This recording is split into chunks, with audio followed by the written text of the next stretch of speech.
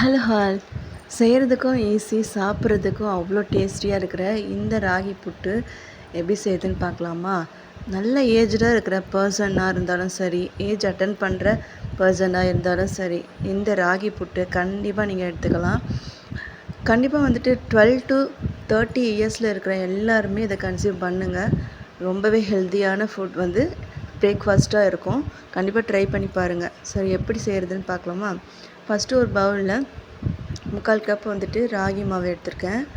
இதில் தண்ணி ஊற்றி கொஞ்சம் கொஞ்சமாக பிசைஞ்சு எடுக்கும்போது பிடிக்க வரணும், உதுத்து விட்ட உதிரணும், அந்தளவுக்கு கலந்து எடுத்துக்கோங்க. இப்போது ஒரு ஸ்டீம் பாத்திரத்தில் 10 மினிட்ஸ் ப்ரீ ஹீட் பண்ணிவிட்டு கூட இந்த பாத்திரத்தில் அப்படியே எடுத்து வச்சுருங்க. ஒரு 15 to 20 மினிட்ஸ் நல்லா நீங்கள் ஆவியில் வேக வச்சிங்க அப்படின்னா சூப்பராக ரெடி ஆயிரும். இப்போது அப்படியே ஈக்குவல் போர்ஷன் தேங்காய் துருவலையும் சேர்த்துருங்க.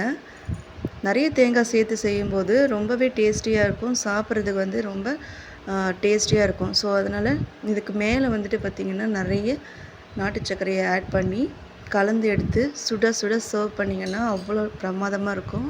கண்டிப்பாக ட்ரை பண்ணி பாருங்கள். இந்த மாதிரி ஹெல்த்தியான ரெசிபிக்கு நம்ம சேனலையும் சப்ஸ்கிரைப் பண்ணி வச்சுக்கோங்க. மேலே நிறைய வீடியோஸ் வந்துட்டு காத்துட்ருக்கு. பாய்.